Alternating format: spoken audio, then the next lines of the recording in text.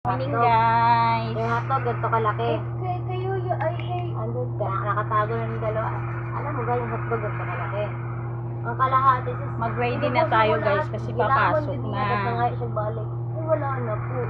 Dalawang ate mo na lang po yan. Sabi ko niya, batang to. Marunong Ready tayo guys. Kape kaya?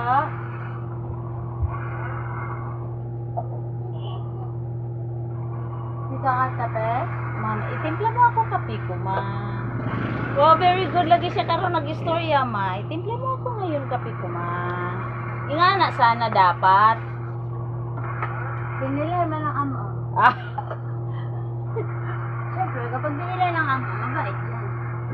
Pag hindi mo binili ng ama, may demonyo yan. Diba, nak? guys, papasok na ako. Ito naman, sagot na sagot. Anak ba kita? Umangkin kita eh. Ay, nagagalit siya eh. Sige na nga, anak mo kita.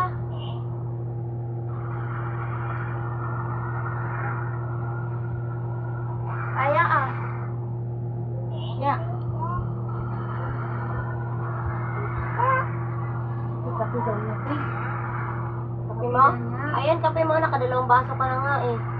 Hindi pa nga ako nakakainom eh. Oh my life.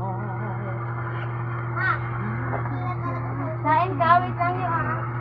Wishing for the places far, so I see us alive.